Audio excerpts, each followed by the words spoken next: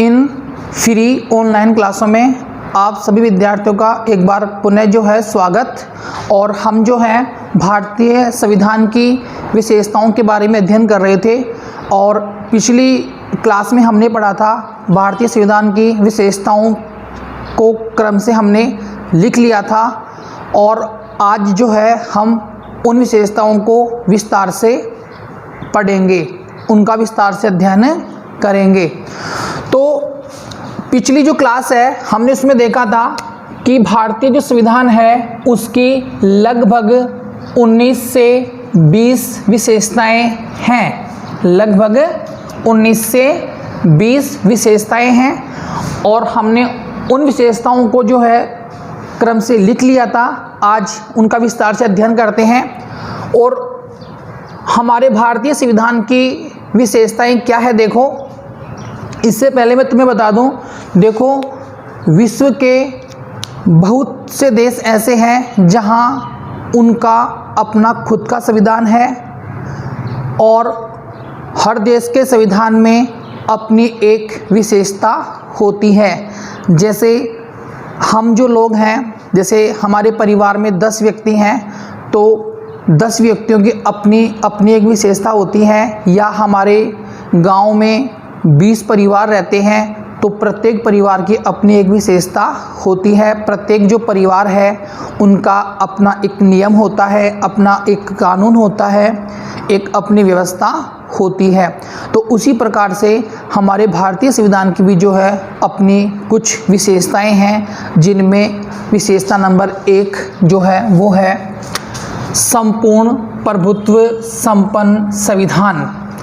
कहने का मतलब हमारे भारतीय संविधान की जो पहली विशेषता वो क्या है, संपूर्ण प्रभुत्व संपन्न संविधान।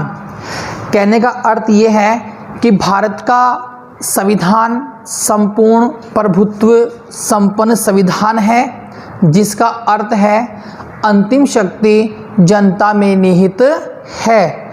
यानी हमारे संविधान में जो अंतिम प्रभुत्व जो शक्ति है वो कौन है, जनता। यानी जो प्रभुत्व यानी प्रभुता की शक्ति वो किस में निहित है, जनता में। यह लोकप्रिय संप्रभुता पर आधारित है, अर्थात जनता के द्वारा निर्मित है। यानी हमारा जो संविधान है वो भारतीय जनता के द्वारा निर्मित संविधान है। प्रस्तावना में कहा गया है कि हम भारत के लोग इस संविधान को अंगीकार, अधिनियमित, आत्मर्पित करते हैं। यानी हमारे संविधान के अंदर जो है ये लिखा हुआ है कि हम भारत के लोग इस संविधान को अंगीकार करते हैं। तो हम भारत के लोग से का मतलब क्या है कि जो हमारा संविधान है वो भारत की जनता के द्वारा लिखा गया है, भारत के जो लोग हैं इनके द्वारा लिखा गया है, यानी जनता के द्वारा निर्मित है। और इसको स्वयं जनता ने क्या किया है, अंगीकृत किया है, अधिनियमित किया है और आत्मर्पित यानी अपनी आत्मा से स्वीकार किया है। अर्थात भारतीय जनता ही इसकी निर्माता है और जिसमें अंतिम जो शक्ति है यानी शासन की जो अंतिम शक्ति है वो किस में निहित है, जनता में निहित है। यानी यदि कोई सरकार यदि शासन को सही नहीं चलाती है, हमारे संविधान के अनुसार नहीं चलाती है, तो जनता के पास में यह शक्ति है कि वह उस सरकार को परिवर्तन कर सकती है, उस सरकार को बदल सकती है। तो अंतिम शक्ति कहाँ है, जनता में। यानी यदि कोई सरकार हमारे देश में शासन को सही तरीके से नहीं चलाती है, संविधान के अनुसार नहीं चलाती है, तो जनता के पास में ये शक्ति है कि वह उस सरकार को बदल सकती है। तो अब आप समझ गए होंगे कि अंतिम शक्ति किसमें है? जनता में है, और हमारा संविधान जनता के द्वारा ही निर्मित है। इसलिए आप ये विशेषता बता सकते हैं कि संपूर्ण प्रभुत्व संपन्न संविधान है। इसके बाद में विशेषता नंबर 2, आप जो है अपनी कॉपी में इन विशेषताओं को नोट करते हुए चलें और प्रत्येक विशेषता को जो है आप ध्यान से समझने का प्रयास करें, सीखने का प्रयास करें, क्योंकि जो आपकी परीक्षा है उस परीक्षा में आपको इनमें से कोई सी भी एक विशेषता पूछेगा तो आपको इस प्रकार से जो है उसका वर्णन करना होगा। तो आप प्रत्येक लाइन पे ध्यान दें और प्रत्येक शब्द को समझने का और सीखने का प्रयास करें। प्रत्येक विशेषता के जो बिंदु हैं उनको समझने का प्रयास करें।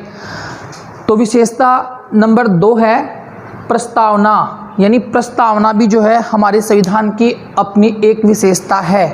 कहने का अर्थ यह है कि हमारे भारत के संविधान के अंदर जो है एक प्रस्तावना लिखी गई है, और वो जो प्रस्तावना है उसे हम उद्देशिका भी कहते हैं। यानी हमारे संविधान को बनाने के पीछे जो उद्देश्य थे, यानी हमारे संविधान के जो उद्देश्य हैं, जो लक्ष्य हैं, हमारे संविधान की जो मूल भावना है, उस मूल भावना को या उन लक्ष्य उद्देश्यों को जो है हमने प्रस्तावना शीर्षक से जो है निर्मित किया है, यानी एक प्रस्तावना में उसको लिखा है या दर्शाया गया है। तो अब आप ध्यान देना कि प्रस्तावना, जिसको हम उद्देशिका कहते हैं, भारतीय संविधान की मुख्य विशेषता है। अब ये प्रस्तावना क्या है कि प्रस्तावना में संविधान के उद्देश्यों, लक्ष्यों एवं मूल भावना को संक्षिप्त रूप में दर्शाया गया है। यानी हमारा संविधान जिस उद्देश्यों को लेकर के बनाया गया था, या हमारा संविधान जिन लक्ष्यों को लेकर के बनाया गया है, या जिस मूल भावना को लेकर के बनाया गया है, उस मूल भावना को प्रस्तावना में दर्शाया गया है। प्रस्तावना के बारे में आगे आपको क्या लिखना है? प्रस्तावना के बारे में आपको क्या लिखना है कि डॉक्टर के.एम. मुंशी ने इसे संविधान की राजनीतिक कुंडली कहा। आपसे एग्जाम में पूछ सकता है 1 नंबर में कि प्रस्तावना को संविधान की राजनीतिक कुंडली किसने कहा? तो किसने कहा? Doctor KM. मुंशी ने। किसे? प्रस्तावना को। किसे कहा? यानी प्रस्तावना को संविधान की राजनीतिक कुंडली कहा, तथा डॉक्टर राजेंद्र प्रसाद ने इसे संविधान की आत्मा कहा। प्रस्तावना को संविधान की आत्मा किसने कहा? डॉक्टर राजेंद्र प्रसाद ने। प्रस्तावना की शुरुआत जो है वो किससे होती है? हम भारत के लोग, इस पद से या इस वाक्य से जो है हमारे प्रस्तावना की शुरुआत होती है, जिसका अभिप्राय है कि अंतिम शक्ति यानी प्रभुसत्ता भारतीय जनता में निहित है। हम भारत के लोग, इसका अर्थ क्या होगा कि अंतिम जो शक्ति है वो जनता में निहित होगी। कहने का अर्थ कि यदि कोई सरकार जो है वो हमारे जनता की आवश्यकताओं, जनता की भावनाओं या जनता की इच्छाओं के अनुसार यदि शासन को नहीं चलाती है, तो जनता के पास में ये शक्ति है कि वह उस सरकार को बदल सकती है। तो इसलिए हम इसे क्या कहते हैं? अंतिम शक्ति जनता में कहते हैं। इसके बाद में अगली विशेषता आप अपनी कॉपी में नोट करो, या आप नोट नहीं कर रहे हैं तो आप इसको ध्यान से सुनो। क्या? नंबर 3 है विश्व का सबसे बड़ा एवं विशाल संविधान। हमारे संविधान की जो विशेषता नंबर 3 है वो क्या है कि भारत का जो संविधान है वो विश्व का सबसे बड़ा एवं विशाल संविधान है। बड़ा यानी व्यापक। विश्व का सबसे व्यापक और विशाल संविधान है। और एक विद्वान थे जिनका नाम था हरि विष्णु कामत, जिनका नाम था हरि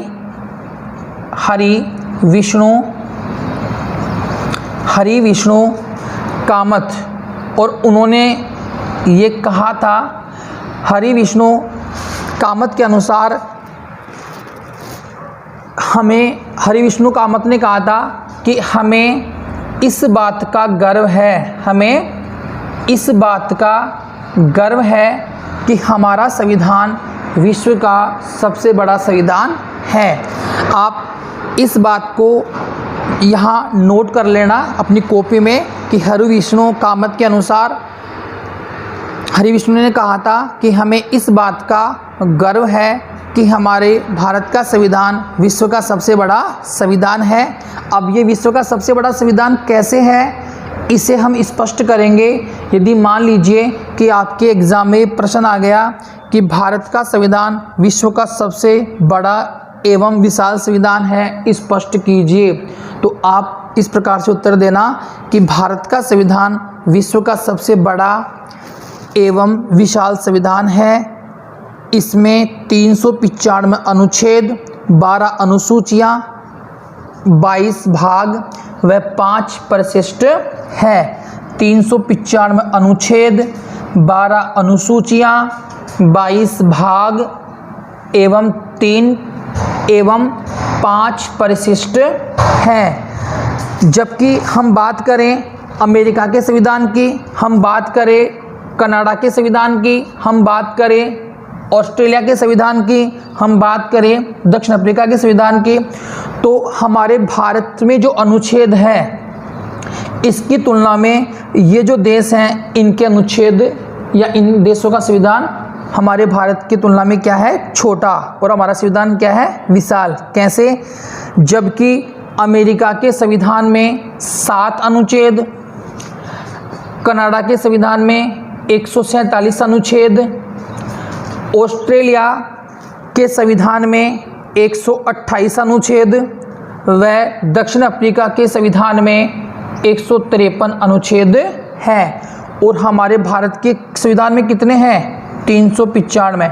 तो अब आप खुद ही बता दो कि विशाल संविधान किसका है, अमेरिका का या कनाडा का या दक्षिण अफ्रीका का या ऑस्ट्रेलिया का। यहाँ पे 7 अनुच्छेद हैं, यहाँ कनाडा के अंदर 147 अनुच्छेद हैं, यहाँ दक्षिण अफ्रीका के अंदर 153 अनुच्छेद हैं और यहाँ ऑस्ट्रेलिया के अंदर 128 अनुच्छेद हैं। यदि हम तुलना करते हैं इन देशों के साथ हमारे भारत के संविधान की, तो हमारे भारत का संविधान क्या है, इन देशों से काफ़ी बड़ा है और काफ़ी विशाल संविधान है। तो आप अब समझ गए होंगे कि हमारे भारत का जो संविधान है वो विश्व का सबसे बड़ा एवं विशाल संविधान है। इसको हम आगे और स्पष्ट करते हैं कि इसमें अब तक 101 से भी अधिक संशोधन हो चुके हैं। यानी हमारे संविधान में जो है 395 अनुच्छेद के अलावा और अनेक जो हैं अनुच्छेद जोड़े गए हैं और इस प्रकार से जो है हमारे संविधान में 101 संशोधन हो चुके हैं। और यह जो प्रक्रिया है वो अनवरत रूप से जारी है, यानी आज भी लगातार जारी है। और आपको पता है कि जब भी हमारे यहाँ संविधान में संशोधन होता है तो कोई न कोई नया अनुच्छेद जोड़ दिया जाता है। और जब हम कोई नया अनुच्छेद जोड़ेंगे, कोई नई अनुसूची जोड़ेंगे या कोई नया भाग जोड़ेंगे, प्रशिष्ट जोड़ेंगे, तो आपको पता है अच्छे से कि इससे हमारा संविधान और विशाल होगा। क्या होगा? जैसे मैं बात करूं कि हमारा जो मूल संविधान था उसमें 8 अनुसूचियां थी। कितनी थी? 8। और अब कितनी हैं? 12। तो कितनी अनुसूचियां बढ़ा दी गई? 4 अनुसूचियां बढ़ गई। तो हमारा संविधान और विशाल हो गया। तो इसलिए हम ये कह सकते हैं, इसलिए हम ये कहेंगे कि हमारे संविधान में जो है अब तक 101 संशोधन हो चुके हैं और ये प्रक्रिया आज भी जारी है अनवरत रूप से, और इस कारण इसका स्वरूप विशाल है। आगे हम लिखेंगे कि संविधान में संघ राज्यों के संबंधों का भी व्यापक वर्णन किया गया है। यानी हमारा भारत एक संघात्मक देश है और संघात्मक देश में जो है यहाँ राज्य और केंद्र दो सरकारें हैं। तो राज्य और जो केंद्र है इसके संबंधों का भी हमारे संविधान में क्या किया गया है, व्यापक रूप से वर्णन किया गया है। जबकि हम अमेरिका के संविधान में या अन्य किसी देश के संविधान में यदि इनको देखते हैं तो इतना व्यापक वर्णन नहीं मिलेगा केंद्र और राज्य के संबंधों का, इसलिए हमारा संविधान क्या है, व्यापक है। एक भाग में राज्य के नीति निर्देशक तत्वों का भी उल्लेख किया गया है जो कि अधिकांश देशों के संविधान में नहीं है।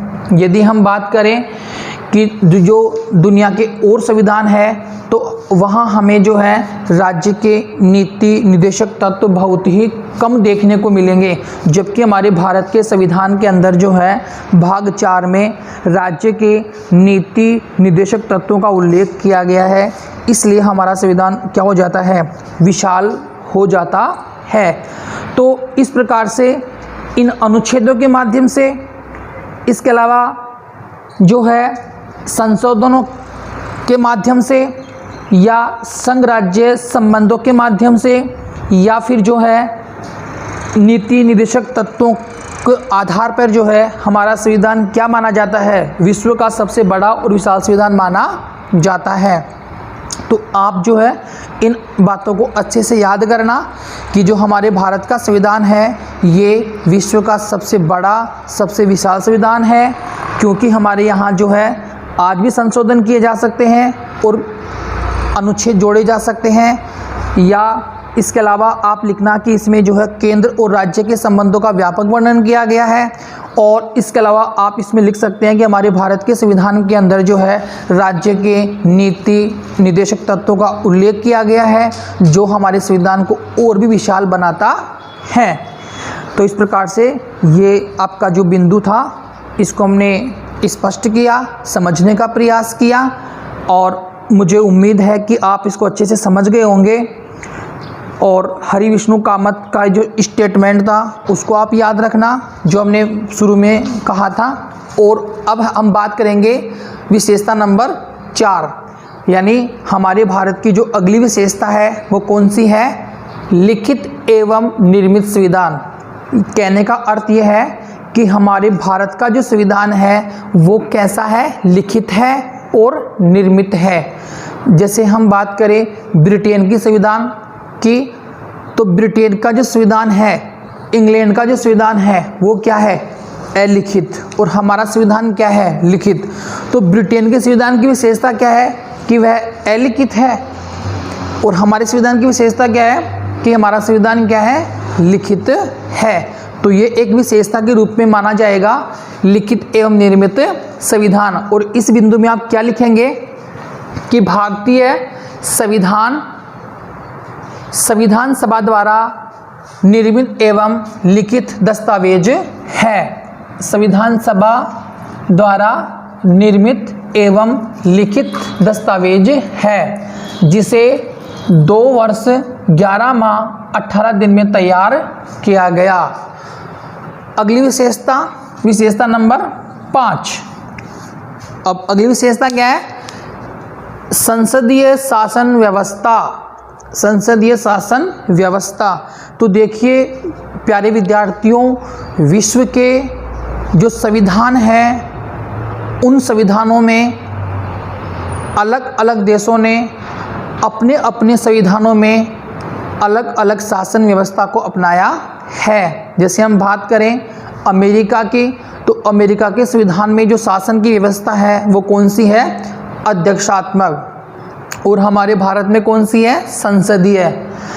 हालांकि अमेरिका में भी लोकतंत्र ही है और भारत में भी क्या है, लोकतंत्र ही है, लेकिन संविधान में जो शासन की व्यवस्था को अपनाया गया है वो क्या है, अमेरिका में अध्यक्षात्मक शासन व्यवस्था है और भारत में संसदीय शासन व्यवस्था है। इसलिए हमारे संविधान की विशेषता बन जाती है कि हमारे भारत के संविधान में जो है वो संसदीय शासन व्यवस्था को अपनाया गया है। और इसको आप किस प्रकार स्पष्ट करेंगे कि भारतीय संविधान में संसदीय शासन व्यवस्था को अपनाया गया है, जिसका अर्थ क्या है कि कार्यपालिका, व्यवस्थापिका के प्रति सामूहिक रूप से उत्तरदायी होगी। यानी जो सरकार के 3 अंग हैं, व्यवस्थापिका, कार्यपालिका और न्यायपालिका। मैंने आपको एक क्लास में ये बताया था कि हमारे यहाँ सरकार के 3 अंग हैं। पहला व्यवस्थापिका जिसे हम संसद कहते हैं, दूसरा कार्यपालिका जिसे हम मंत्रिपरिषद कहते हैं और तीसरा न्यायपालिका। तो जो सरकार का पहला जो दूसरा अंग है, सरकार का जो दूसरा अंग है कार्यपालिका अर्थात मंत्रिपरिषद और प्रधानमंत्री, ये क्या है कि सरकार का जो पहला अंग है व्यवस्थापिका, इसके प्रति क्या होगी, सामूहिक रूप से उत्तरदायी होगी। और आपको मैंने एक परिभाषा में बताया था कि जब कार्यपालिका या मंत्रिपरिषद व्यवस्थापिका के प्रति उत्तरदायी होती है तो इस प्रकार के शासन को हम क्या कहते हैं, संसदीय शासन कहते हैं। जब कार्यपालिका या मंत्रिपरिषद व्यवस्थापिका के प्रति उत्तरदायी हो तो इस प्रकार के शासन को हम क्या कहते हैं, संसदीय शासन कहते हैं। इसलिए हमारे भारत में संसदीय शासन अपनाया गया है। और इसके साथ साथ संसदीय शासन के और विशेषता क्या है कि राष्ट्र का प्रमुख एवं सरकार का प्रमुख अलग अलग व्यक्ति है। यानी संसदीय शासन में क्या होता है कि राष्ट्र का प्रमुख और सरकार का प्रमुख क्या होते हैं, अलग अलग व्यक्ति होते हैं। जैसे हमारे भारत की हम बात करें तो भारत में राष्ट्र का जो प्रमुख है वो राष्ट्रपति होता है और सरकार का या जनता का जो प्रमुख है वो प्रधानमंत्री होता है। तो इस प्रकार से संविधान की जो रक्षा करता है वो तो कौन है, वो तो है हमारे यहाँ पे राष्ट्रपति, और जो जनता के ऊपर शासन को चलाने का कार्य करता है वो कौन, हमारे यहाँ प्रधानमंत्री। तो इस प्रकार से तो जहाँ कार्यपालिका या मंत्रिपरिषद अपने कार्य या कार्यों को लेकर के, कार्यकाल को लेकर के और व्यवस्थापिका के प्रति उत्तरदायी हो तथा राष्ट्र का प्रमुख और सरकार का प्रमुख यदि अलग अलग व्यक्ति हो तो उसे हम क्या कहते हैं, संसदीय शासन प्रणाली या संसदीय शासन व्यवस्था कहते हैं। और हमारे संविधान में इसे अपनाया गया है। इसके बाद में भारत में संसदीय प्रणाली को जो है केंद्र के साथ साथ राज्यों में भी अपनाया गया है। और ये जो मॉडल है संसदीय शासन व्यवस्था का, जो मॉडल है, ये जो प्रणाली है, सिस्टम जो है, इसे केंद्र के साथ साथ, इसे हमारे केंद्र के साथ साथ राज्यों में भी अपनाया गया है। राज्यों में भी अपनाया गया है। यानी हमारे यहाँ पे जो राज्य सरकार है, अलग अलग राज्यों की जो राज्य सरकारें हैं उनमें भी जो है हमारे यहाँ संसदीय शासन प्रणाली को अपनाया गया है। तो आप ये भी लिख के आना, आप जब इसका उत्तर दे रहे होंगे अपनी कॉपी में तो आप ये भी लिख के आना कि भारत में संसदीय प्रणाली जो है केंद्र के साथ साथ राज्यों में भी इसको अपनाया गया है, जहाँ राज्यपाल राष्ट्र का प्रमुख या राज्य का प्रमुख होता है, जहाँ राज्यपाल जो है ये राज्य का प्रमुख होता है और जो मुख्यमंत्री हैं ये सरकार या जनता की प्रमुख होता है या जनता का प्रमुख होता है। तो जिस प्रकार से राष्ट्रपति और प्रधानमंत्री है उसी प्रकार से राज्यपाल और मुख्यमंत्री 2 व्यक्ति यहाँ पे भी हो गए। तो अब आप समझ गए होंगे संसदीय शासन प्रणाली को। तो ये हमारे संविधान की क्या थी, नंबर 5 की विशेषता। अगली विशेषता है नंबर 6। और नंबर 6 में क्या है, मौलिक अधिकार एवं मूल कर्तव्य। यानी हमारे भारत के संविधान में जो है नागरिकों को मौलिक अधिकार दिए गए हैं। पहले तो आपको ये पता होना चाहिए कि मौलिक अधिकार किसे कहते हैं। तो आप बताइए मौलिक अधिकार किसे कहते हैं। चलो मैं बता देता हूँ। तो मौलिक अधिकार किसे कहेंगे, वह अधिकार जो हमें संविधान से प्राप्त होता है, वह अधिकार जो हमें संविधान के द्वारा या संविधान से प्राप्त होता है या संविधान से प्रदत्त जो अधिकार हैं इन्हें मौलिक अधिकार कहा जाता है। तो हमारे भारत के संविधान की ये विशेषता है कि हमारे भारत के संविधान में हमारे भारत के नागरिकों को 6 मौलिक अधिकार दिए गए हैं। इसके साथ साथ हमारे भारत के संविधान में हमारे भारत के नागरिकों के लिए 11 मूल कर्तव्य भी निर्धारित किए गए हैं। इसलिए हम ये विशेषता बता सकते हैं कि मौलिक अधिकार और मूल कर्तव्य हमारे भारत के संविधान की विशेषता है। और इस बिंदु में आप किस प्रकार से लिखेंगे कि भारतीय संविधान में नागरिकों को मौलिक अधिकार प्रदान किए गए हैं। संविधान में नागरिकों के 11 मूल कर्तव्य भी निर्धारित किए गए हैं। संविधान के भाग 3 में, संविधान के भाग 3 में, तो संविधान का जो भाग 3 है, इसके संविधान के भाग 3 में अनुच्छेद 12 से 35 तक मौलिक अधिकार का उल्लेख किया गया है। मौलिक अधिकारों का उल्लेख किया गया है। मौलिक अधिकारों का उल्लेख किया गया है जो इस प्रकार है। अब वो मौलिक अधिकार कौन कौन से हैं आप उनको भी लिखेंगे, और वो मौलिक अधिकार कौन कौन से हैं। तो नंबर 1, पहला जो मौलिक अधिकार है वो है आपके कौन से भाग में है, ये भाग 3 में, और अनुच्छेद कहाँ से कहाँ तक है, 12 से लेकर के और अनुच्छेद 35 तक। और पहला मौलिक अधिकार क्या है, और वो है समानता, समानता का अधिकार, समानता का अधिकार। इसके बाद में दूसरा है स्वतंत्रता का अधिकार, स्वतंत्रता का अधिकार। इसके बाद में जो तीसरा मौलिक अधिकार है वो कौन सा है, तीसरा है शोषण के विरुद्ध, शोषण के विरुद्ध अधिकार। इसके बाद में जो नंबर 4 है वो है आपके शोषण के विरुद्ध अधिकार। और नंबर 4 है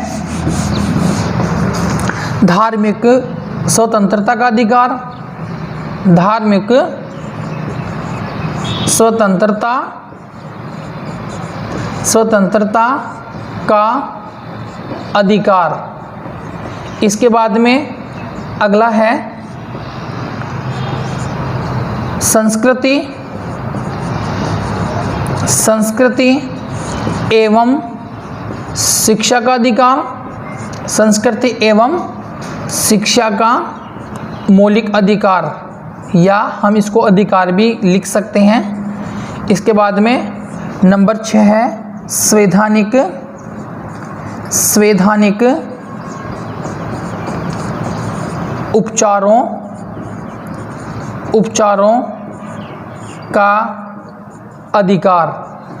इस प्रकार से जो है हमारे भारत के संविधान में भारतीय नागरिकों को ये 6 मौलिक अधिकार दिए गए थे, जबकि हमारा जो मूल संविधान है इसमें हमें संपत्ति का अधिकार भी दिया गया था, संपत्ति का अधिकार भी दिया गया था। लेकिन हमारे भारत के जो संविधान में क्या हुआ कि हमारे भारत के संविधान में 44वें संविधान संशोधन के द्वारा, 44वें संविधान संशोधन के जो द्वारा जो है इस संपत्ति के अधिकार को क्या कर दिया गया, समाप्त कर दिया, और इसे क्या बना दिया गया, कानूनी अधिकार बना दिया गया।